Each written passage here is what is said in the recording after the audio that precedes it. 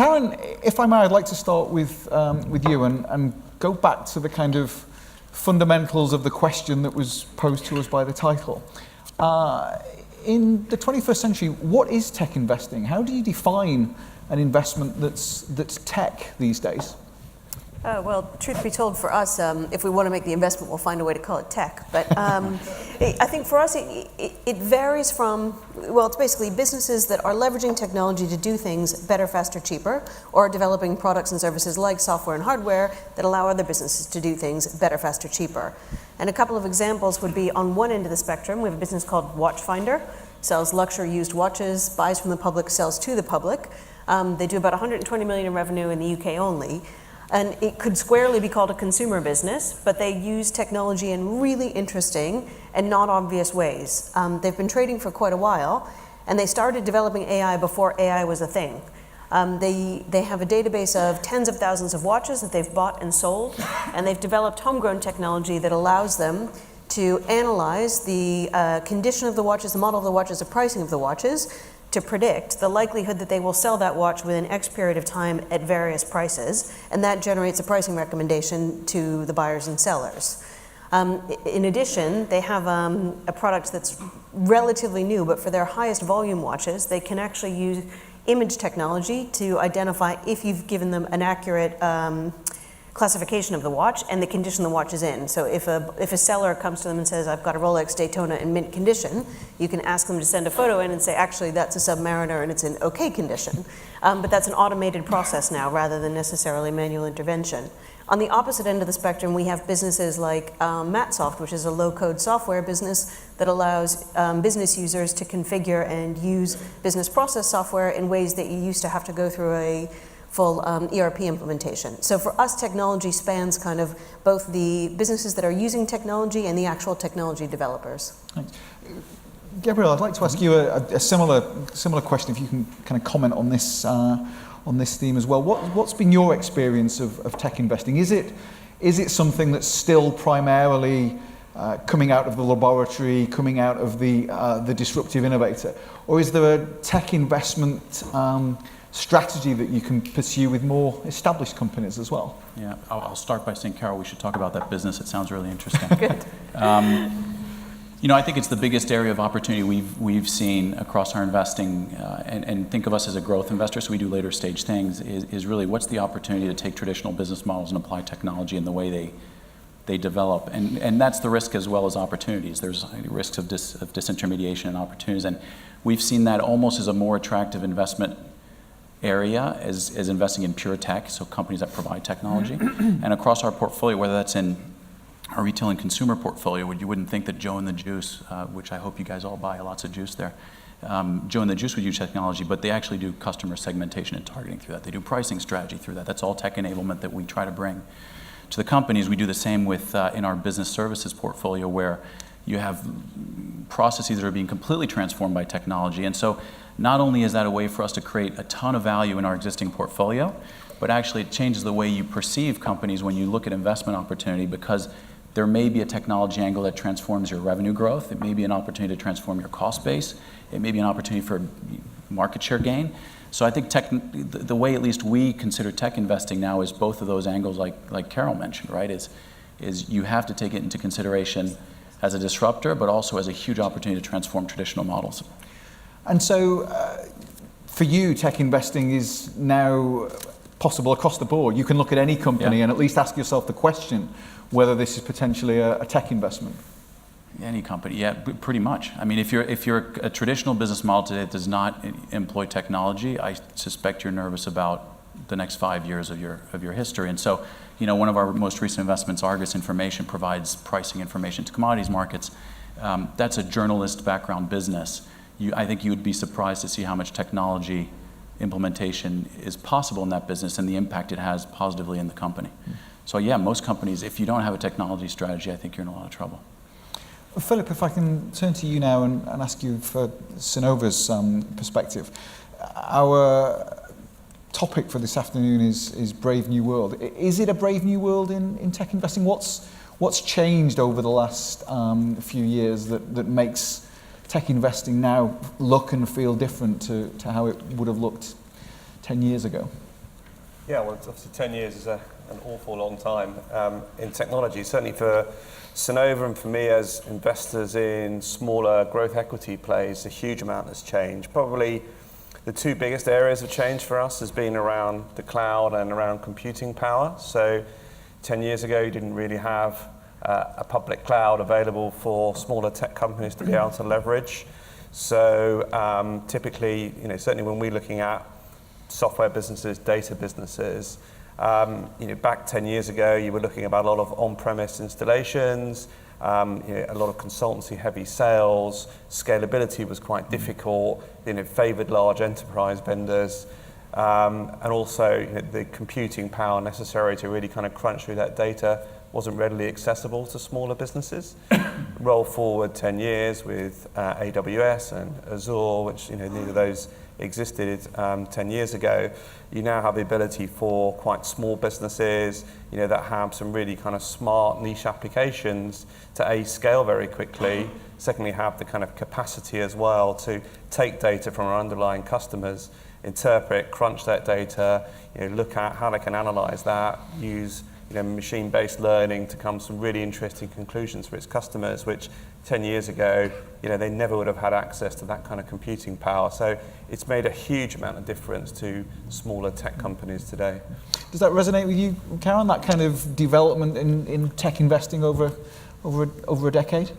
Yeah, I think there's absolutely. I think all of that's true, and I think there is a general acceptance that the cost of starting a tech company has fallen, and the scalability of, or the speed of scaling a tech company has improved significantly. I think I was thinking about this question, and one of the things, if I think back to many years ago, I used to code in AS400, which is completely dead language, and thank God it is. But it was, at the time, we were doing huge ERP implementations for SAP and Oracle and businesses like that. And when you were talking about investing and looking at investing, you needed to be a technology generalist. You needed to have a good idea of how businesses and organizations use technology across the gamut. I think today, technology has become a lot more fragmented, and as an investor, you need to start developing skills and expertise within specific verticals within technology. It's kind of, tech is not a sector, tech is everything, as you've already said, and then there are a lot of verticals within it. So it's very difficult to think about investing in AI or investing in blockchain or investing in cryptocurrencies unless you really have an expertise there. Otherwise, you're really kind of just guessing. And I think for me, that's definitely different than 10, 15, 20 years ago.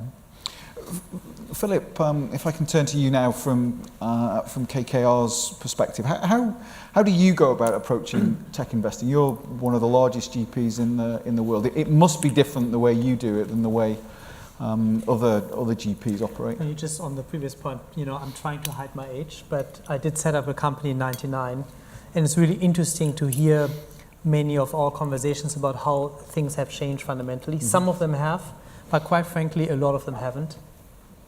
So when I hear that, Bitcoin has hit $5,200 today and it's a brave new world, I tell you it's exactly what we had in 1999 when, Boo.com was worth whatever, $1, $2, $3 billion, yeah? So I think we always have to differentiate between fundamentally what's changing in the operations of a business and, separated from then what's happening in the valuation mm-hmm. environment. And quite frankly, the latter is it's not predictable, mm. but you see a lot of parallels to what we saw before. Now, in terms of GP, I was joking before that I sit next to Gabe. It's not a coincidence. You obviously have thought about this because I think both GA and KKR have thought about the fact that tech is fundamentally changing the world in the sense that every single company which we invest in, you really have to think about how tech is changing that company, and you have to have that expertise. We as KKR have also very much come to the conclusion that in addition to transforming companies through tech, there's also a significant opportunity, especially on this continent, in later stage growth companies. So if you look at a Darktrace or a Get Your Guide, or other companies that we have invested in with our new Next Generation Technology Fund, you clearly have a supply-demand imbalance in Europe, unlike the US, where you have more and more really attractive businesses that have established themselves in one or two geographies, but need support scaling across all of the continent and indeed across the world. Because I think what has really fundamentally changed from 95 to 99, when all of us set up .com sites to sell underwear, it wasn't a global market. It wasn't yet, but today it is. So when we invested in Fotolia in 2012, the fact that we had GoDaddy in our portfolio and the fact that we had a Japanese and Korean operation was extremely helpful in helping Fotolia go global with the help of our portfolio and with the help of the global position. So I think the summary to your question from a KKR perspective is we set up Next Generation Technology, which is a separate fund, but due to our culture, we made sure that it's extremely tightly integrated with all of our investing team, so we can take advantage of the knowledge, and frankly, NGT can take advantage of the portfolio and of the globality of our footprint. And before I pose some further questions to the panel, can I check if there are any questions after this first round of comments from you, the audience? Last session of the day. No? Good. Well, I have plenty of questions to keep You get us some, you get some free going. bitcoins if you ask questions. On KKR. Yeah. Gabe, maybe I can come back to you. Often when I hear people talking about tech, they're still talking about a relatively small number of geographic hotspots. I mean, we had Neil Woodford on earlier highlighting Oxford, and people talk about Boston and the Valley. But is it not the case today that there are potentially tech opportunities available pretty much anywhere in the world? And if that's true, how do you go about exploiting those opportunities as an investor? So it's definitely something we believe in, and we have a global fund for that reason, right? As we see equal opportunity to invest behind great people in the U.S., Europe, Asia, and you can go across Latin America. I think the trend that, if I look at our European practice and what trend really gets me excited, is I think the quality of entrepreneurial talent that we've seen now compared to 10 years ago is lights apart, right? The entrepreneurial spirit that we're seeing pop up across Europe, and there's no single hub, there's many hubs, I think is great. I think Europe has gained the ambition of being global rather than thinking local.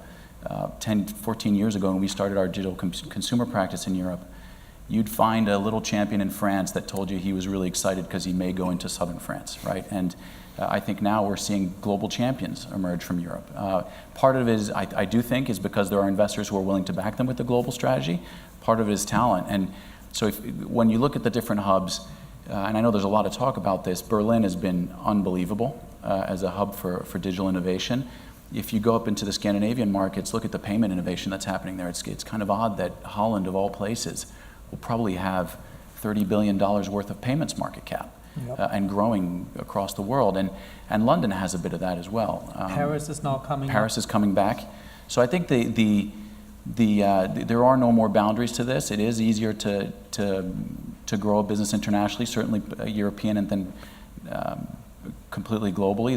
The big question is, are we going to make it more difficult for them or easier? I think the capital is willing to back them with that ambition, and we need the rest of the system to go along. Does that feel right to you, Philipp, that there are opportunities all over the place now that can be exploited rather than having to focus on a relatively small number of hubs and centres? Yeah, when we're looking at principally bootstrapped, owner-managed businesses in the UK on the tech side, I think a lot of them are still not really fully potentialised from an international standpoint. So the majority of the growth that we see from our portfolio companies is coming in international markets, and the majority of that is coming from the US. So we think that there is a real lack of understanding through privately owned UK businesses how they really take their product, their software into overseas markets. They've often tried and failed, and I think there is a lack of understanding of getting the correct kind of market entry strategies for a lot of domestic businesses, and we certainly don't see them embracing international growth to the extent that they really can, which for us is a great opportunity, because that's one of the things that's highest on the agenda when we're investing into particularly tech businesses is, how do we take this model that's been super successful in the UK and actually help them take that model into other markets and be equally, if not more successful in bigger markets. If I can stick with you, Philipp, and ask you to reflect on where the competition now is for investing in these companies. I mean, this is a private equity and venture capital conference, but we know that there are plenty of other players now that have realized the potential of UK, European tech. Who are you most worried about as driving up prices, making it more difficult for you to find the great investment opportunities? Is it the corporate sector? Is it US venture? Is it Asian money? What worries you most in terms of competition? Well, there's a blessing and a curse, okay, because we've got lots of tech businesses and we love to sell them to guys like these. So, high valuations and lots of competition is a real positive when you're exiting, obviously on the way in. It's less of a positive. So there's clearly more competition, so we're seeing more activity. We're UK and Irish investors, and we're certainly seeing more competition from US funds coming over to the UK. There is more interest in corporates around technologies and areas that they think that they are quite weak in because they've got relatively traditional business models, and they'll pay a strategic price for a business that isn't related in any way necessary to its kind of earnings, but they feel like they have to have something in this space. And that can cause real problems because it's not a level playing field. So, that's on one hand driving prices up. However, a lot of businesses, when they're looking for investment, it isn't only about how big the EBITDA multiple or the ARR multiple is that they're achieving for their business. It's also, they've got a business, they want to scale that, and actually, are they going to get a partner on board who's going to roll their sleeves up and really help them grow their business? So we do low volume investing, so 6 to 8 deals per fund. So that means that we're pretty concentrated, and we spend lots of our time working hand in hand with those businesses to help them scale. And so if we meet a company, we do a lot of off-market origination, and they're really mostly interested in, the biggest valuation they can get, and it's all about the exit. We're probably not the right firm for them, but actually what they need is a partner to help them go on that journey, invest into their tech platform, help them with market entry strategies internationally. Then we're probably for them, and you don't always find yourself then in competitive situations because large corporates are not probably going to help them out that much. Big venture capital funds who do lots of great work, but perhaps do many types of investments are not necessarily going to be the right partner for them. So it isn't always about the competition for the highest price. It's also about them finding the right partner for that journey to deliver what they want them to deliver. Yeah, different investors bring different things to the company at different stages in their life. What's your experience, Karen? Who do you see as the competition that's out there in the segment that you're operating in? I think I'm going to take your question and turn it into something that I want to talk about differently. Good. Just pretend that's what you asked. But you've done media training, haven't you? I think Politician. One of the things that kind of we touched on was kind of the talent and the talent pools coming up, and I think we're in a really interesting period of time. Look, there's too much money in the market, right? There's too much money in the market. It's driving up a lot of the deal values. Deal values are up for lots of other reasons as well. You could argue that's good. You could argue that's bad, and it depends on what chair you're sitting in. But I think we're in a really interesting time for businesses in our end of the market, which are generally kind of early stage growth businesses, because we're in the era of the celebrapreneur. Like when I love the example of Boo.com, because I remember I consulted for Boo, and I remember sitting in my cubicle in New York, and you'd open Netscape, click on a link, and then wait, and 5 minutes later there's an image of a top, and that's amazing! And you click to the right, and 10 minutes later it turns this way. And we all thought that was phenomenal. Yep. But at that time, like entrepreneurialism and becoming a startup CEO, it was really an anomaly, and it was really hard to figure out how to do it. Right now, I mean, there's a hit show on HBO, Silicon Valley, about doing this. That's unbelievable. And we see, I'm sure you guys have seen the same thing, but deal flow is up for us twice what it was last year, twice on the year before, and twice on the year before. And those are qualified businesses, not just anything. And I think it's because there's much more of a culture of entrepreneurialism. Yep. And I don't think the educational system has caught up with it, but by the time my kids graduate from university, they'll know how to do my job better than I will, if they're so inclined, because they will already know. There'll be entrepreneurial classes, there'll be incubators within universities. And so I'm not sure it's a terrible thing that there's too much money going into the market, and there's a lot of enthusiasm about it. We'll go through the same thing every nascent industry does, where there's loads of pretty mediocre businesses and too much money that follows them, but we'll get better and better at it. And there'll be more and more of these better and better entrepreneurs, and there'll be more people who have exited, so we'll start to resemble the Valley a little bit more with the support systems available. Do you see this big increase in deal flow as well at the end of the market that KKR operates in? So I would just maybe try to put all of this in perspective. If you look at the last 3 years or so, 70% of the capital markets outperformance in the US is simply due to the fact that they are over-indexed in technology relative to Europe. What that means is we simply don't have enough tech companies. There's a fundamental change now. I mean, I think you alluded to it, that there's more and more founders, entrepreneurs. The difference from 10 years or 15 years, in fact, almost 20 years now, is that you have the Zalando founders, the Rocket founders, the Darktrace, Mike Lynch, and others, people who are a serial entrepreneur, who after coming up with their first company, put the money back, not only with cash, but also with entrepreneurial capital. And that feeds on itself. Yeah. So I think we are way behind here. Now there's an interesting, and that's the second point. I'm talking about next generation technology, so the growth capital first and then PE. There's a very interesting opportunity next few years. If you look at the fact that Silicon Valley in certain sectors is so far ahead of what we can deliver here in Europe, we have to be realistic. I mean, many people talk about, okay, Spotify, Klarna, etc. There's a few companies that we have which are catching up. That might be true, but in aggregation, we will not catch up. There's, however, a few sectors where if we play it well or here in Europe, we might have a chance to catch up. And which sectors are they? So if you look at, for instance, cybersecurity, I mean, Darktrace didn't exist. There's a lot of innovation also coming out of Israel. It now has triple-digit bookings after 3 years in existence. The growth is tremendous. That's a very interesting sector. If you look at what's happening in Israel, they are very interesting. The second one is the blockchain. We don't have time to talk about this, but the US capital markets are much deeper than the European ones. If you recall that we are still over here predominantly a bank-orientated capital market relative to a capital, stock exchange type capital market-driven market. That means that the institutional barriers to really embrace that kind of innovations are a little lower. So if you look at how the New York Stock Exchange feels about the blockchain relative to how people behave here. So, I mean, I'm going to make the thesis that Berlin has a real chance now. I'm very sorry, Greg. I think Brexit is a real problem for that. So I think it will be the continental Europeans winning that game.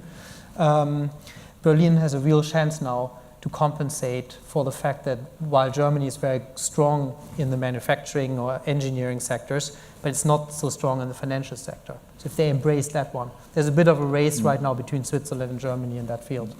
So these two are really interesting. On private equity, it's different. You have to see that, as Gabe said, it's all about finding businesses that you can transform through technology. So when we bought GfK, which is the European Nielsen, that's an interesting business. It's all about big data, yeah? It has tremendous customer relationships, it's highly profitable, it's growing, but what can you do with a business like this, yeah? And so who do we compete with when we invest in businesses like this? You're absolutely right, you intimated in your question, you have some global corporations who would like to buy these companies relative to us investors investing in them and maybe making them fitter and bigger for the next wave of consolidation here in Europe. We only have a handful of minutes left. Yeah, well, quickly on this, Gabe. There's a silver lining on the competition, which I think none of us think about often enough, is our biggest competition used to be the IPO. And one of the big changes we've seen on our side of the market is companies have no desire to go public anymore. And so private markets have replaced that. And I would argue they don't have to, right? Because we're able to provide probably more than what the public markets used to provide. And so I would argue, yes, you're right. I wish there wasn't as much competition, and I wish I was the only investor in technology. In the meantime, the quality of the businesses that we're able to invest in continues to grow because there's no... Show me a founder that says, I really, really want to go public. 10 years ago, that was the end game. Today, it's the torture of having to do it because your shareholders... Good example is Trainline. 3 years ago, that was kind of what their investors wanted them to do. Yeah. We went to them and said, why would you do that? You're a UK-centric business. You can be a global business, really. I mean, mobility is one of the key themes. And, they are now in 15 countries and growing and doing all kinds of interesting things, yeah. Philipp's already alluded to the fact that our next speaker is the Secretary of State. You see, there's someone literally hounding us down on minutes. And I think it would be He's polite good for the Secretary of State to hear just a couple of quick comments from each of you as to what it is that government can do to make your lives easier. So literally 60 seconds from each of you. Karen, what would you like government to do to make it easier to invest in tech in the UK and in Europe? I think it's worth keeping in mind that while unicorns are a brilliant asset for the UK to have, the economic and social value delivered by more long-term sustainable high-growth businesses will always eclipse the unicorns, whether it's twice the amount, 3 times the amount that we have today or otherwise. So don't over-focus on the unicorns. I'm trying to create unicorns, yeah. Philip? I was actually going to say the opposite, which is probably helpful, but I think, we are very good at spraying lots of money around, taking a relatively low-risk approach from a government perspective.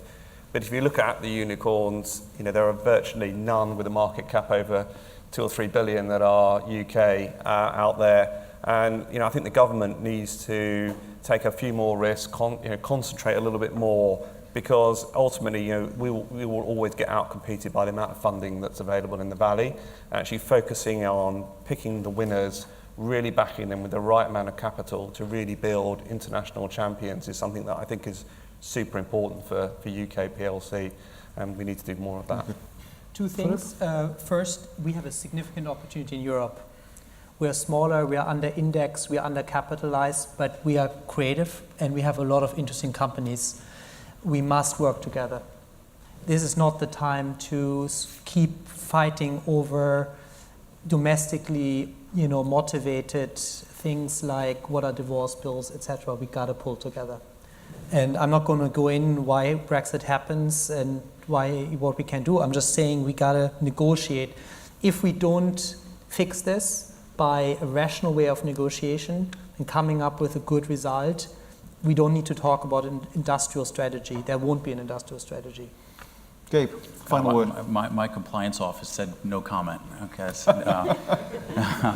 no, I think listen. We really believe it's all about talent, and if you can attract the right talent, then innovation is going to come and entrepreneurship is going to come. And if you had to put London against any other hub for innovation, God, it's expensive to start a company and attract people in London. So if there's any way you could, capital's here, access to people, it just needs to be about making it cheaper, I think. Great, thank you. Gabe, Philip, Karen, thank you very much for your contributions. Thanks, everyone.